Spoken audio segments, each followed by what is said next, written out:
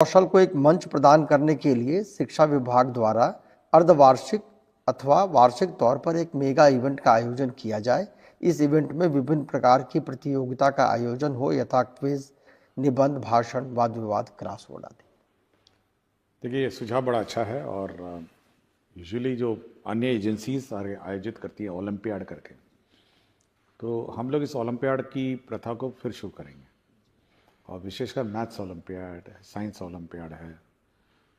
ये दो सब्जेक्ट है जो बहुत इजीली हम लोग इवैल्यूएट कर सकते हैं। जहाँ तक वाद विवाद और एसे और राइटिंग है, ये इसमें इवैल्यूएशन का बहुत कठिन प्रक्रिया है, बट उसका भी हम लोग रास्ता निकालेंगे। लेकिन हम लोग शुरू करेंगे पहले मैथ्स और साइंस से, जो इमीडिएटली हम लोग उसको ऑनलाइन एग्ज़ाम लेंगे और उसके बाद रिजल्ट आ जाएगा। और भाषा है और जो वाद विवाद है, इसके लिए अलग से कार्यक्रम। बट मैं ज़रूर इस सुझाव से सहमत रखता हूँ और हम लोग कोशिश करेंगे कि जल्दी ही जल्द ये ऑनलाइन जो ओलंपियाड की प्रक्रिया है, ये क्लास 4, 5, 6, 7, 8, 9, 10 सबके लिए हम लोग आयोजित करेंगे। Thank you so much sir.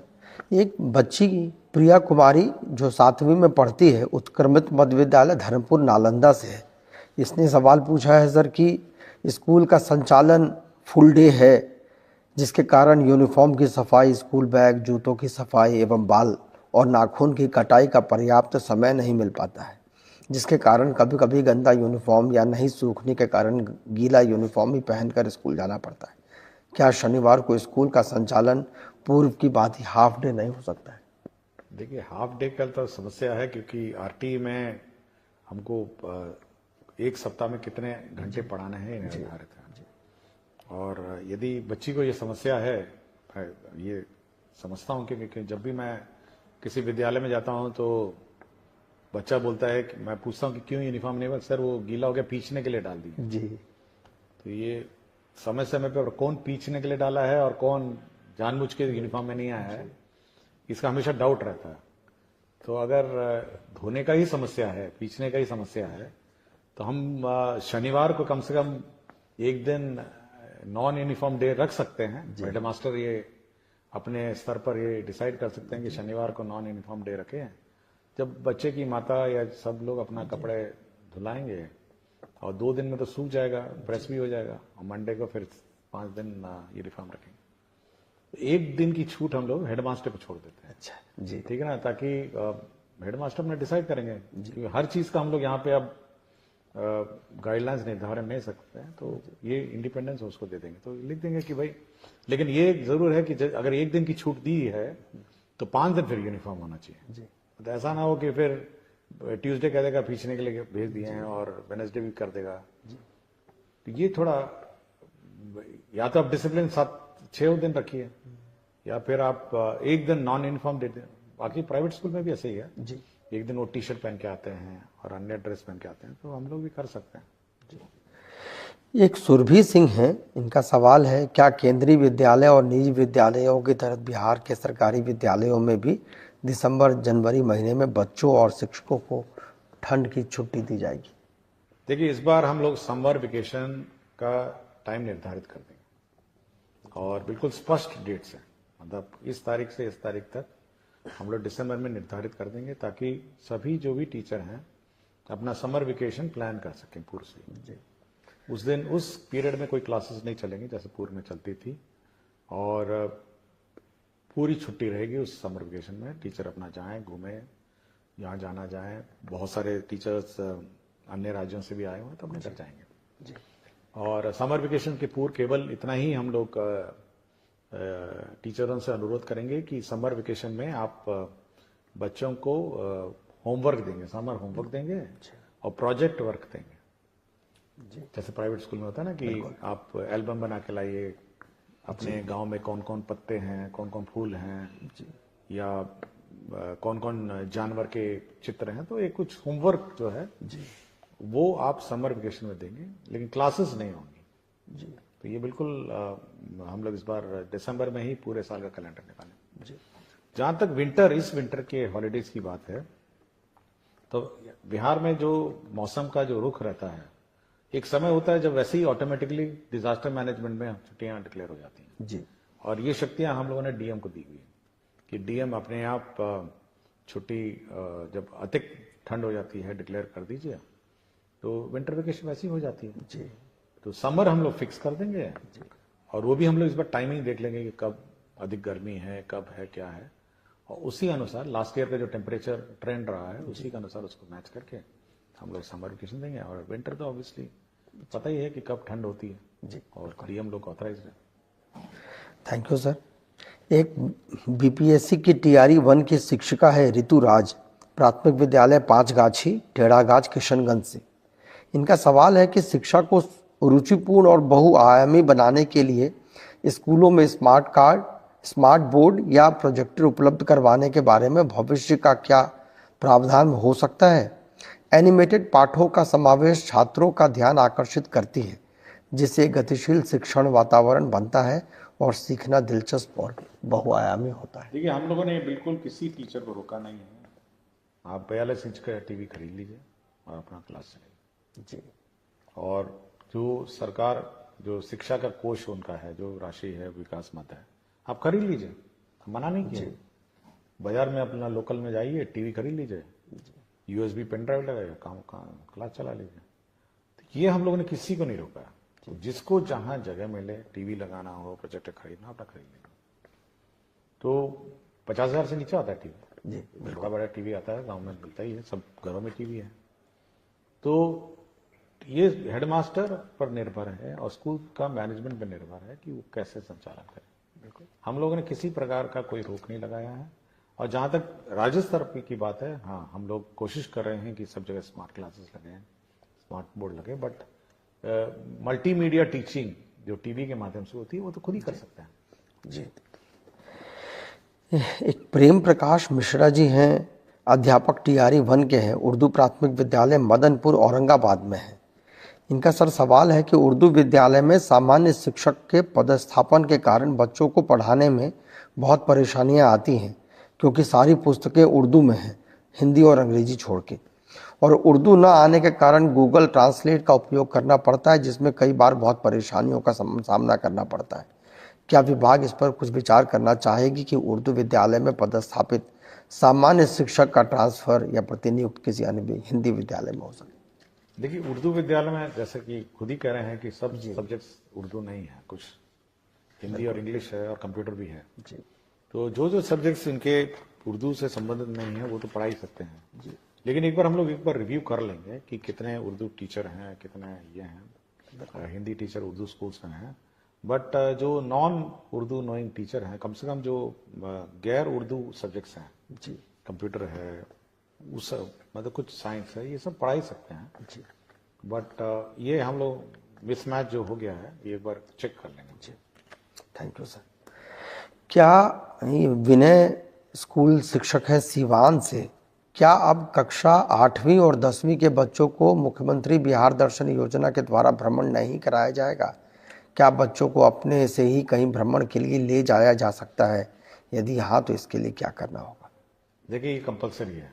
हर साल हम लोगों ने जो योजना मुख्यमंत्री परिभ्रमण योजना है, ये सभी के लिए लागू है और सभी को ही करना है जी। तो जो स्कूल छूट गए हैं, जिन जिनका नहीं हुआ है, उनका हम लोग करा देंगे जी। अच्छा। और परिभ्रमण में हम लोगों ने बहुत ही क्लियर कहा है कि आपका पटना म्यूजियम है, बिहार म्यूजियम है जी। और जितने भी हमारे बिहार के दर्शनीय स्थल हैं वहाँ बच्चों को ले जाएंगे और बच्चों का भ्रमण कराएंगे। तो जो स्कूल छूट गए हैं वो हम लोग कंप्लीट करवा देंगे। Thank you sir. ये एक शिल्पी सिन्हा है, उत्क्रमित मध्य विद्यालय रेवा मसौढ़ी पटना से। इनका प्रश्न है कि प्राथमिक से लेकर उच्च माध्यमिक तक सभी बच्चों के लिए विद्यालय का समय एक ही क्यों है? क्या प्राथमिक विद्यालय में बच्चों के समय में थोड़ा बदलाव किया जा सकता है, क्योंकि इन कक्षाओं के पाठ्यक्रम में बहुत अंतर है? अगर यह संभव हो तो इस पर कुछ विचार किया जाए। हमने पहले भी कहा कि मल्टी टाइम स्लॉट सिस्टम हम लोग लागू करने वाले हैं जी। और छोटे बच्चों के लिए अलग टाइमिंग और बड़े बच्चों के लिए अलग टाइमिंग, और ये छूट हम लोग हेडमास्टर को देंगे कि कौन क्लास में छोटे बच्चे पढ़ेंगे, कौन क्लास में बड़े बच्चे पढ़ेंगे। तो ये छूट हम लोग देने वाले हैं जी। थोड़ा सॉफ्टवेयर में इसको अपडेट करने की आवश्यकता है, क्योंकि अटेंडेंस सिस्टम इलेक्ट्रॉनिक है जी। तो जैसे ही ये स्लॉट सिस्टम अपडेट हो जाएगा, हम ये लोग हेडमास्टर को ही ऑथराइज कर देंगे कि आप छोटे बच्चों के लिए अलग टाइमिंग रखिए और बड़े बच्चों के लिए अलग टाइमिंग रखिए, क्योंकि छोटे बच्चे खेल कूद, आर्ट, कल्चर, बाकी सब अन्य विद्याओं में अपना करेंगे, और बड़े बच्चों का जो कोर्स वर्क है कुछ ज्यादा रहता है जी, उसका अलग टाइमिंग रहेगा। तो मल्टी टाइम स्लॉट सिस्टम हम लोग टाइम लागू करने वाले हैं जी। ये बहुत उपयोगी है सर। ये कुमार नरेंद्र हैं, प्रधानाध्यापक राजकीय मध्य विद्यालय वंशी पचड़ा तरियानी शिवहर से। इनका है कि सभी प्राथमिक और मध्य विद्यालय में एक कक्षा अलग से ब्रिज कोर्स का पूरे दिन चलाया जाए, जिसमें अधिकतम 20 चयनित बच्चों को 6 माह में निर्धारित लक्ष्य को प्राप्त कराकर उम्र सापेक्ष कक्षा से जोड़ने का कार्य किया जाए। यह कार्य उच्चतम कक्षा से करते हुए क्रमशः नीचे की कक्षा तक लाया जा सकता है और पूरे साल यह कार्य किया जाए, क्योंकि कई कारण से कुछ बच्चे पढ़ाई में सामान्य रूप से प्रगति नहीं कर पाते हैं और सामान्य कक्षा में उन पर व्यक्तिगत ध्यान देना शिक्षकों के लिए संभव नहीं हो पाता है। इस संबंध में विभाग की क्या योजना है? इसमें हम लोगों ने मिशन दक्ष चलाया और करीब 8 महीने इसको हम लोगों ने चलाया, और अब देखोगे टाइम टेबल में लास्ट टाइम मिशन दक्ष का भी टाइम स्लॉट था, लेकिन ना ही बच्चों ने रुचि लिया ना टीचर ने रुचि लिया जी। और क्योंकि जब सारे बच्चे चले जाते हैं बच्चे रुकते नहीं, तो इसलिए मिशन दक्ष जो है उस टाइम स्लॉट में चलाने। और इस बार जो टाइम टेबल जो हम लोगों ने इशू किया है उसमें मिशन दक्ष का टाइम टेबल नहीं है। उसमें अब देखेंगे कि 3-15 के बाद रेगुलर क्लास ही है, बट मिशन दक्ष के लिए अलग क्लास है। हम लोगों ने ये कहा कि जो कमजोर बच्चे हैं वो हर क्लास के प्रथम 2 रो में बैठेंगे जी, first row and second row. बाकी जो सामान्य स्टैंडर्ड के बच्चे हैं वो पीछे बैठेंगे, ताकि जो टीचर है वो उस पर नजर रखेगी कि सामने वाले 2 रो में बच्चे पढ़ रहे हैं नहीं पढ़ रहे। क्योंकि मैं जब भी इंस्पेक्शन में जाता हूं जी, तो देखता हूं सबसे कमजोर बच्चा सबसे पीछे बैठा रहता है, बिल्कुल, और सबसे चालाक बच्चा सबसे आगे बैठा रहता है, और पीछे जो बैठा रहता है वो दूसरी दुनिया में खोया रहता है। उसकी ना किताब रहती है, ना बैग रहता है, ना यूनिफॉर्म रहता है, ऐसा लगता है जैसे जबरदस्ती वो स्कूल में बैठा है जी। तो हम लोग ने कहा इस प्रकार के बच्चों का प्रथम बेंच पे और सेकंड बेंच पे बैठिए। और प्रथम बेंच और सेकंड बेंच में आजकल देखेंगे ना बहुत स्मार्ट और इंटेलिजेंट स्टूडेंट बैठते हैं, बिल्कुल, और बिल्कुल ध्यान देते हैं, बिल्कुल कॉपी वॉपी सब ठीक रहता है, यूनिफॉर्म। ये पीछे बैठे जी, और ये कमजोर बच्चे आगे बैठे, ताकि कमजोर बच्चे अच्छे बच्चों से सीखें पहले तो, और टीचर की नजर रहेगी। तो पहले तो ये है।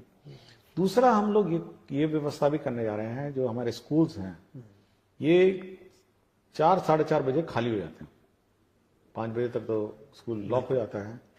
और ये बहुत इंपॉर्टेंट एसेट है, मतलब ये शिक्षक जगत में ये बहुत इंपॉर्टेंट एसेट है एजुकेशन सिस्टम में। तो हम लोग चाहेंगे जो ग्रामीण क्षेत्र में जो लड़के हैं, जो पढ़े लिखे लड़के हैं, वो कुछ एक्स्ट्रा क्लासेस अगर ऑफ टाइम में ले सकें, और तो हम लोग इन बिल्डिंग्स को और इन क्लासरूम्स को उपलब्ध कराएंगे। और ये जो कमजोर बच्चे हैं, देखे होंगे गाँव में कमजोर बच्चे हैं, वो उसको पढ़ाने का कोशिश करेंगे 5 बजे रात को, 6 बजे रात को, 7 बजे रात को। हम लोग बिजली इन्वर्टर की व्यवस्था करेंगे, लेकिन ऑफ स्कूल आवर्स में अगर ये इस टाइप के जो स्थानीय लड़के हैं, प्राइवेट ट्यूशन बहुत लोग चलाते हैं, बिल्कुल, तो कुछ ऐसी कोई व्यवस्था कोशिश कर रहे हैं हम लोग कि ये जो कमजोर बच्चे हैं उनको अलग से 5-6-7 बजे रात को उनको पढ़ाया जाए। जब खेलने वेलने का समय खत्म हो जाए तो कुछ बैठ के 1 घंटा 2 घंटा पढ़ाया जाए। तो हमारी इच्छा है कि बड़ी जल्दी से इसको ब्रिज कोर्स को कंप्लीट करना पड़ेगा, क्योंकि बहुत सारे हम लोग अभी इवैल्यूएशन हम लोगों ने किया है, तो बहुत सारे बच्चे हैं जो इस प्रकार पिछड़ गए हैं अपने अपने क्लासों में। तो पिकअप करके उसको कैचअप करना भी हमारे लिए अब चैलेंज है, और वही हम कोशिश कर रहे हैं कि 5 से 7 बजे रात को अंधेरे में अपना क्लास चलेगा। कुछ बच्चे लोकल गांव में बहुत पढ़े लिखे हैं, बहुत लोग हैं पढ़ने का है, कुछ फीस दे के पढ़ेंगे ट्यूशन, कुछ फ्री में पढ़ेंगे, तो कुछ इसी प्रकार की कोई व्यवस्था हम लोग करें। बहुत हेल्पफुल है सर। ये गिरीश चंद्र जी हैं, विद्यालय अध्यापक हैं, उत्क्रमित मध्य विद्यालय बाभनगंज पोठिया किशनगंज से। इनका है शिक्षा कोष पर डेली क्लास एक्टिविटी के रूप में कंपलसरी पाठ जोड़ा जाए, जिसमें प्रत्येक कक्षा में मासिक सिलेबस के अनुसार शिक्षकों के द्वारा क्या पढ़ाया जाना है का जिक्र हो। साथ ही प्रत्येक दिन पढ़ाए जाने वाले पाठों की जानकारी तस्वीर के साथ शिक्षकों के द्वारा खुद के आईडी से अपलोड करने की व्यवस्था होनी चाहिए। इससे गुणवत्तापूर्ण शिक्षा के प्रयास को और मजबूती मिलेगी। देखिए कितना आप अपलोड करवाइए हर चीज को।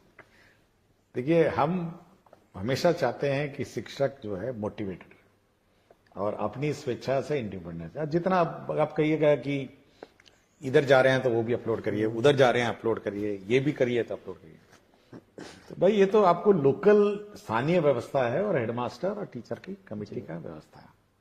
अभी हाल ही में मैं आरा गया था जी। आरा में एक स्कूल में मैंने देखा कि वहां पे दीवार पे ही लिखा हुआ है, मतलब पूरा का पूरा टाइम टेबल है कि सप्ताह में मतलब कौन सा क्लास का कब टाइम टेबल होना चाहिए, क्या चैप्टर होना चाहिए, पूरा लिखा हुआ है। और ये भी अंकित है कि वो चैप्टर ऑन टाइम है या पिछड़ गया है जी। तो ये हेडमास्टर बहुत ही जहां जहां इनोवेटिव है, जहां जहां मेहनत कश है, वहां तो उन्होंने सुनिश्चित कर दिया कि भाई टाइम टेबल किस टाइम टेबल है, चैप्टर 5 होना चाहिए जी। क्या हम चैप्टर 5 पहुंचे हैं या चैप्टर 5 से पहले चल रहे हैं। तो हर क्लास का हर टीचर का उसने पूरा मैपिंग किया हुआ था। तो ये हेडमास्टर और टीचर लोग अपना करें और मेरे विचार से अगर स्कूल अपने एक एज अ टीम जी करेंगे तो ये हम लोग रोज, मैं बार बार बोलता हूं, पुलिसिंग हमसे क्यों करवा रहे हैं, क्यों चेक करवाना चाहते हैं रोज। आप अपनी टीम है, आपका बच्चा है, पढ़ाइए ना, बिल्कुल सब छूट आपको दी हुई है, आपको समय भी निर्धारित है। तो आप अपने मोटिवेशन से ये सब काम करिए और कोशिश करिए कि एक मॉनिटरिंग सिस्टम स्कूल में अपने इंटरनली भी बिल्ट हो। बिल्कुल हर चीज ई शिक्षा कोर्स में नहीं हो, क्योंकि आप फिर तंग आ जाएंगे कि ये भी डेटा डाला जाए, वो भी डेटा डाला जाए, मिड डे मील भी डाला जाए, अटेंडेंस भी डाला जाए, सब कुछ डाला जाए। तो बाद में लोग शिक्षक ये कहने लगेंगे कि भाई हम लोग तो ई शिक्षा कोर्स को जवाब देते देते समय बीत गया, पढ़ाएंगे नहीं। हम तो कह रहे हैं पहले पढ़ाइए ना, पहले पढ़ाइए। हम तो बहुत लिमिटेड डेटा आपसे लेंगे ना, हर चीज का डेटा थोड़ा ना हम लोग ले रहे हैं आपसे, केवल अटेंडेंस लेता हूं, मिड डे मील का भी मैंने बोल दिया है। और बाकी जब सब स्कूल में टैब होगा तो फिर कुछ और डेटा मांगा जाएगा। बिल्कुल, इसलिए हर चीज का हमको मत कहिए कि ई शिक्षा कोर्स में होना चाहिए। स्कूल अपने नियंत्रण और अपने डिसिप्लिन में चले। बिल्कुल सर। एक मोहम्मद वासीम अहमद है, ये उत्क्रमित हाई स्कूल रामनगर इस्माइलपुर भागलपुर से है। I request you to please give instructions to all the DOs and DPOs to release list for 6 residential training by Friday evening or on Saturday by 4 PM। ये तो फ्राइडे की बात कर रहा हूं, मैं कहता हूं एक सप्ताह पहले होना चाहिए। बिल्कुल, सब परिवार को अपना प्लानिंग भी करना ना कि कहीं बाहर जाए। और मैंने ये भी कहा है कि अपने जिले में ही ट्रेनिंग हो जी और बायोमेट्रिक भी हो। तो मैं चाह रहा हूं, मैं कोशिश में हूं कि सभी जो ट्रेनिंग है उनके अपने जिले में होंगी और एक सप्ताह पहले कम से कम एडवांस सूचना होनी चाहिए। बहुत अच्छा है सर। सर इसमें एक महेश कुमार हैं, विद्यालय अध्यापक है, 9वीं 10वीं में पढ़ाते हैं सामाजिक विज्ञान। ये नवराष्ट्र विद्यालय पताही मुजफ्फरपुर से है। ये सामाजिक विज्ञान में बिहार टेक्स्ट बुक की जो बिहार टेक्स्ट बुक का 2005 के बाद के आंकड़े को अपडेट नहीं किया गया है, जिसके कारण 2024 में भी 2001 के जनगणना के जुड़े आंकड़े दिए गए हैं जो उपयोगी नहीं है। इसे 2024 तक अपडेट किया जाए और